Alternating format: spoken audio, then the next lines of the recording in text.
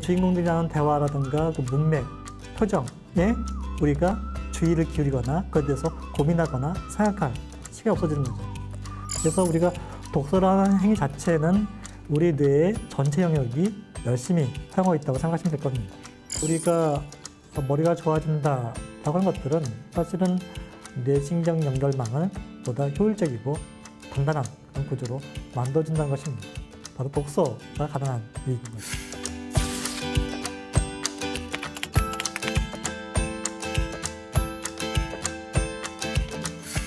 수학이 어려운 게 아니라 사회나 과학이 어려운 이유는 글의 내용을 이해하지 못해서 교과서가 너무 어렵다는 거죠, 아이들한테. 아이들에겐 독서는 일이에요. 시켜서 하는 독서가 즐거울 리는 없죠. 처음부터 끝까지 한 권의 책을 같이 다 읽는 이라고 하는 굉장히 효과적인 저는 독서 방법이라고 생각합니다. 적어도 한 권이라도 그걸 깊이 있게 읽을 수 있다면 굉장히 의미 있지 않을까.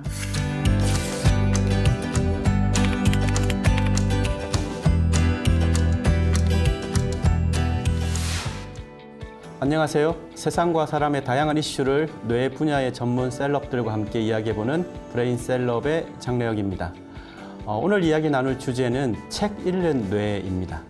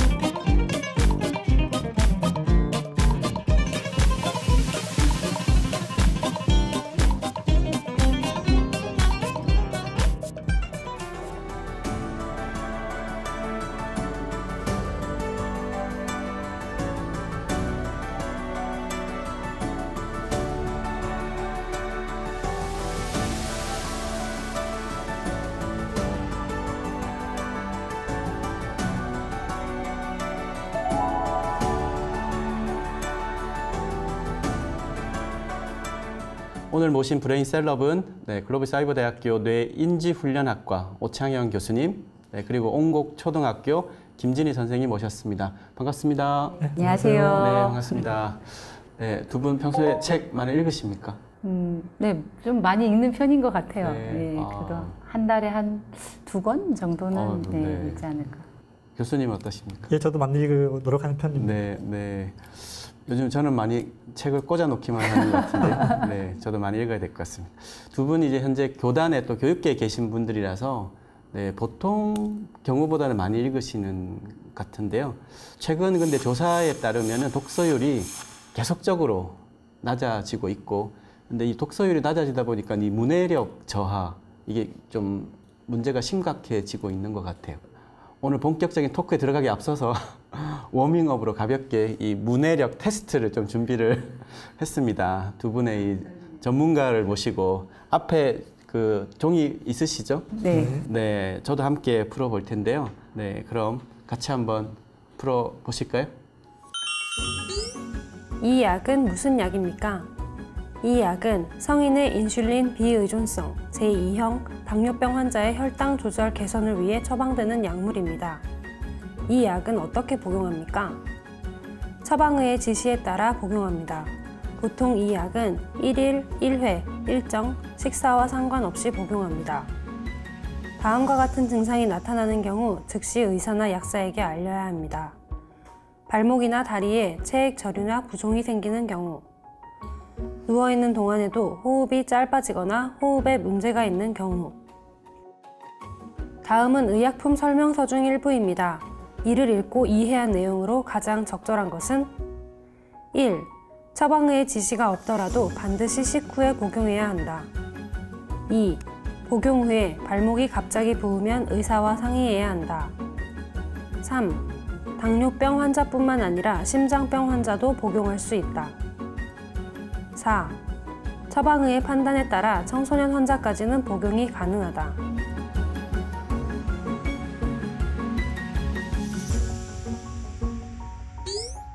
멕시코만에서 데워진 표면 해류는 북대서양을 가로질러 북극해로 흘러간다. 이 해류는 노르웨이 해안을 포함한 고위도 지역을 지나면서 차가운 대기와 만나 열을 빼앗기다가 결국 북극해에서 수심 2km까지 가라앉게 된다. 대륙 내부에 있는 러시아의 고위도 지역 기온이 영하 20도일 때 같은 위도상의 노르웨이 해안 지역 기온은 상대적으로 괄호다. 다음 글을 바탕으로 볼 때 괄호에 들어갈 말로 알맞은 것은 1. 더 낮다 2. 더 높다 3. 같다.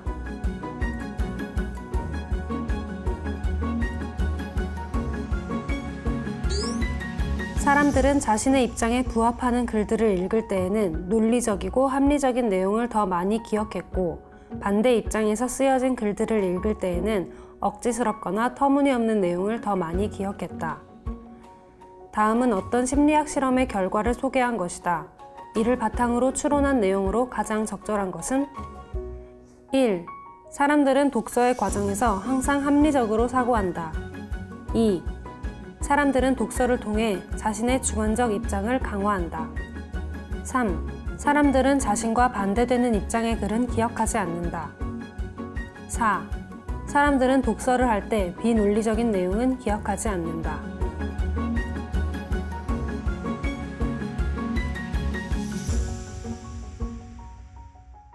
이게 생각보다 어렵는데 어떻게 두 분은 잘 푸셨습니까? 좀 생각을 많이 해야 되겠네요. 네, 여러 번 네, 읽고 다시 읽고 네. 되풀이 읽고. 네, 답을 그럼 공개를 하겠습니다. 세 문제 다 정답은 2번입니다.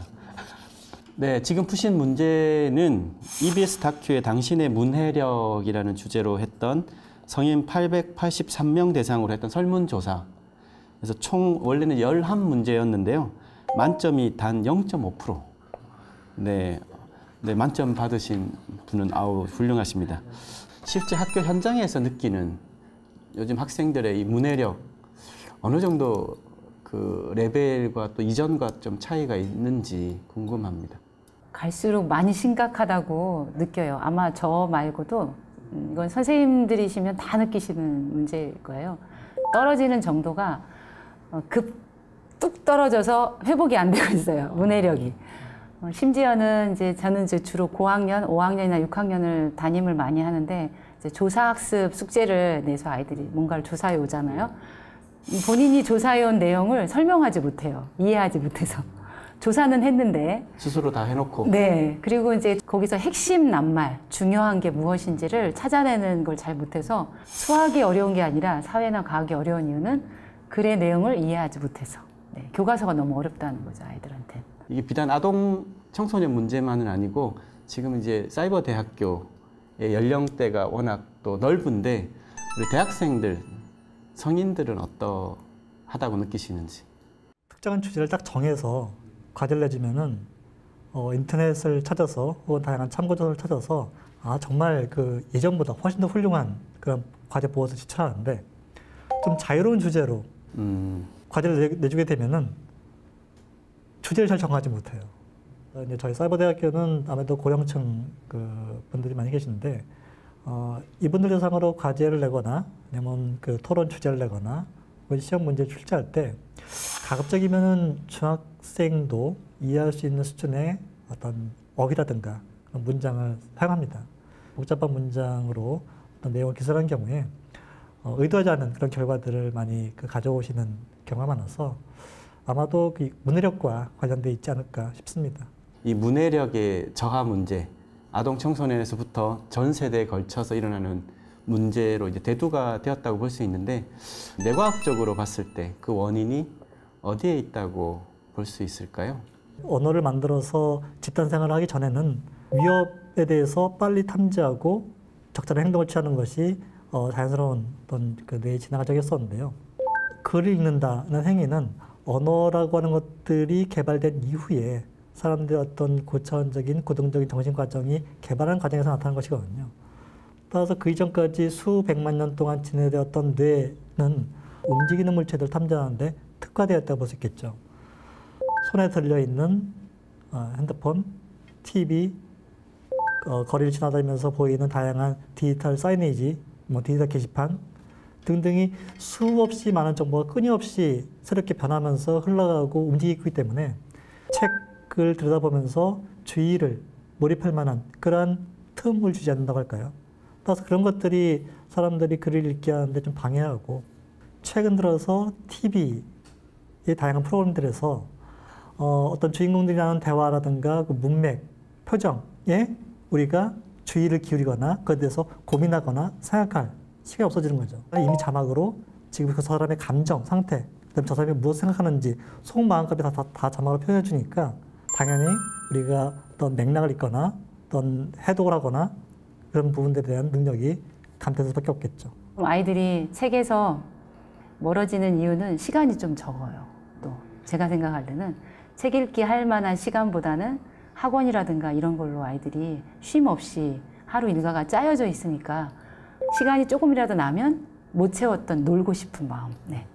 자극적인 놀이를 또 더 하고 싶고 게임하고 싶고 이런 쪽으로 아이들이 시간을 쓰기 때문에 독서를 한다는 게 점점 어려워지고 있는 게 원인이 되지 않을까. 독서가 제일 후순위로 밀리는군요. 그렇죠. 네. 재밌는 게 워낙 많고 네. 해야 될 일도 자극적이고. 많고. 실제로 그럼 청소년들, 특히 이제 초등, 중등 학생들 같은 경우에 독서에 대해서는 어떤 인식을 실제로 지금은 갖고 있나요? 내가 좋아서 하는 아이들은 정말 몇 안 되고 시켜서 부모라든가 교사가 시켜서 하는 거니까 아이들에겐 독서는 일이에요. 네, 시켜서 하는 독서가 즐거울 리는 없죠. 그러다 중학교, 고등학교 가면 이제 논술을 준비하고 학교 숙제 준비하고 이래서 읽는 경우가 많은 것 같아요. 논술 대비로 읽는 책들 보면 너무 어려운 책들을 많이 읽더라고요. 네, 제가 진짜 깜짝 놀랄 정도의 인문학 책들을 필독서라고 있는데 논술을 위한 필독서인 거예요. 이런 책들을 읽고 아이들이 책이 재밌다, 책을 또 읽고 싶을까 이런 생각을 좀 합니다. 네, 근데 지금 서점에 이제 책이 사실 넘쳐나잖아요. 영상 세대임에도 불구하고 실제 하루에 지금 출간되는 하루 2020년 기준으로 하루에 162권 이른다고 지금 통계가 나와 있는데요. 현대인의 그럼에도 불구하고 현대인의 독서량이 점점 떨어지는 이유, 네, 우리가 어떻게 봐야 할까요? 책 말고 다른 컨텐츠, 다른 매체를 통해서 컨텐츠를 내가 보고 있기 때문에, 또는 업무 때문에 공부하느라 바빠서, 혹은 학원 다니느라 바빠서, 그러니까 역시 항상 일을 차지하는 것 같습니다. 아무래도 현대인들에게 독서란 저희가 어렸을 당시에 어떤 취미 생활로 즐기기에는 수많은 업무, 공부, 학원 등 이런 스트레스로 인해서 정말 여유를 가지고 독서할 만한 충분한 시간적인 여유가 없는 것 같습니다. 네, 참 어려운 형국 시대인 것 같은데요. 그럼에도 불구하고 이제 오늘 우리의 주제가 이제 독서와 이제 뇌라고 잡은 그 배경에는 우리가 독서가 실제적인 인간의 두뇌 발달, 네, 여러 측면에서 영향을 이제 미치고 있다는 많은 연구 결과들이 충분히 나와 있는데, 실제 우리가 이렇게 책을 읽을 동안 뇌에서 어떤 변화가 일어날까요? 우리가 눈으로 어떤 하얀 종이 위에 있는 글자들을 보잖아요. 따라서 우리의 그 뒤통수 부분에 있는 후두엽이라고 하는 시각피질 영역이 활성화되고, 더불어서 시각 정보를 기본적으로는 청각, 그 소리 정보로 바꿔서 우리는 글을 읽거든요. 관자놀이 부분에 있는 축두엽 또한 활성화됩니다.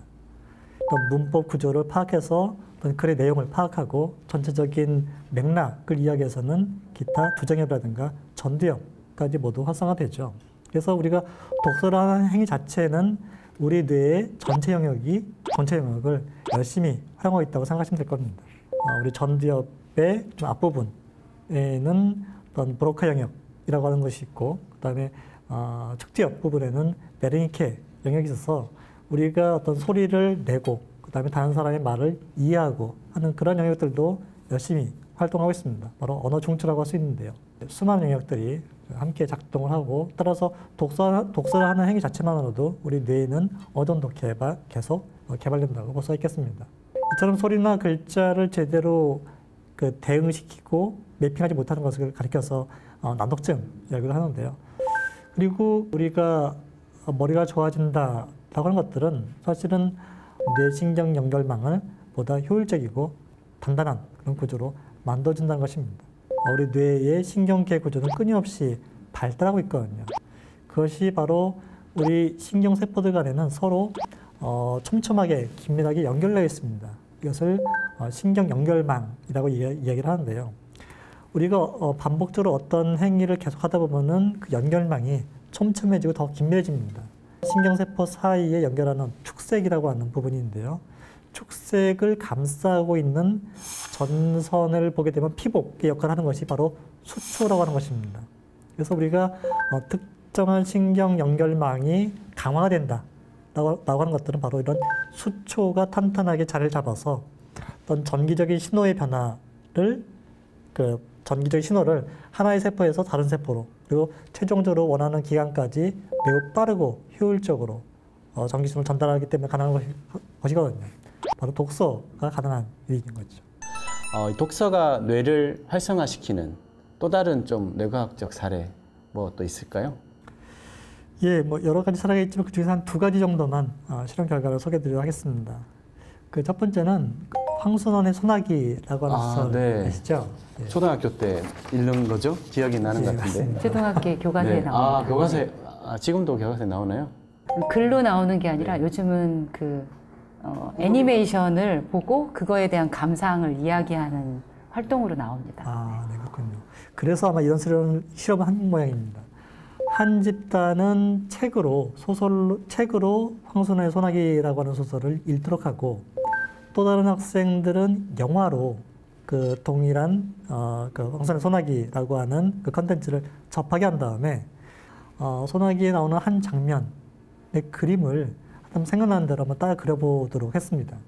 그랬더니 소설을 읽었던 아이들은 실제 자기가 상상한 대로 좀 자유로운 그리고 독창적인 그런 장면을 그려냈는데 영화를 본 아이들은 실제로 그 영화 속에 나왔던 장면을 그대로 거의 비슷하게 천편일률적으로 그렸다는 얘기인 거죠. 이것이 바로 우리가 그 동영상이라고 하는 매체가 전해주는 어떤 정보 그리고 우리가 독서를 통해서 얻게 되는 다양한 상상력, 창의력을 극단적으로 비교해주는 하나의 예가 아닐까 싶고요. 여러분들 생각하시기에 어떤 것이 더 상상력과 창의력에 더 도움이 되겠습니까?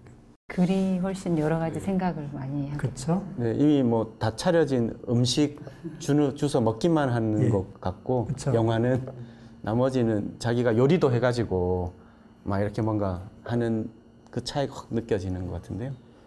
또 다른 사례를 말씀드리면은 이번에는 좀 일본에서 한 실험인데요.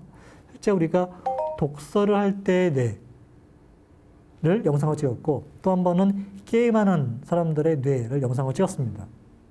어떨 것 같으세요? 독서할 때와 게임할 때의 뇌가 사용하는 뇌가 좀 다를까요? 같을까요? 영역은 다르지 않을까요? 네, 다를 것 게임하면 같아요. 엄청 몰입도 시각과 면에서는 네. 그렇죠. 맞습니다. 독서를 할 때 활성화되는 뇌 영역이 그렇죠? 거의 전체 뇌 영역 pin실이 활성화된다고 했는데 실제 게임할 때는 특히 1차 시각 피질 영역과 1차 청각 피질 영역 거기만 중점적으로 활동을 한다고 합니다. 새로운 시각적인 자극과 새로운 어떤 소리 자극이 계속되기 때문에 시각과 청각적에 몰입하느라 뭔가 생각하거나 그 어떤 종합적으로 사고할 만한 그런 여유가 주어지지 않는 것이죠. 프로게이머라는 새로운 직업을 만든 이 게임 강국 코리아에서 싫어하는 분도 계실 것 같은데 게임도 그 게임 중독된 아이가 있고 프로게이머가 되는 친구도 있고 정말 게임을 어떤 식으로 하느냐에 따라서 이런 뇌에 이런 미치는 영향도도 분명히 달라질 것 같은데 독서는 말씀하신 것처럼 확실하게 전전두엽에 이런 작용은 고도화시키는 것은 분명한 것 같아요. 우리가 뇌과학적으로 독서가 이렇게 두뇌 발달에 굉장한 영향을 미치는 것들 연구가 많이 나와 있는데요. 우리 학교에서 아이들한테 책 읽는 습관 좀 특별한 방법이 있을까요? 처음부터 끝까지 한 권의 책을 같이 다 읽는 온책 읽기라고 하는 그런 활동들을 많이 합니다. 그러니까 아이들이 책을 처음부터 쭉 끝까지 읽어내는데 상당한 노력이 들잖아요. 혼자 읽으려면 그걸 함께 하는 거죠. 반 전체가. 처음에 시작을 어려워해요.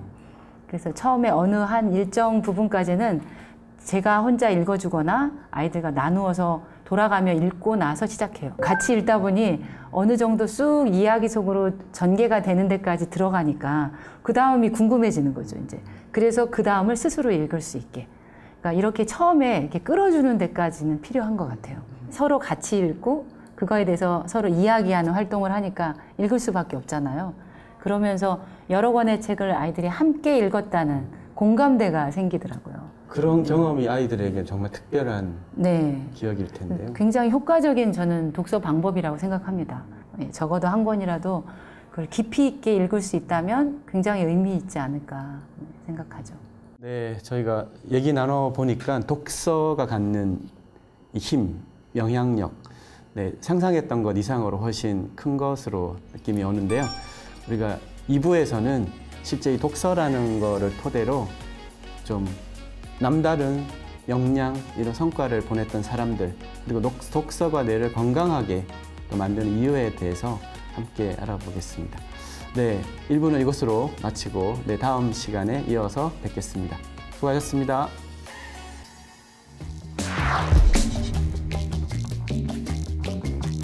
많은 책이나 그런 글과 이런 것들을 접하면서 학교 교육 이상의 것들을 습득하지 않으셨을까.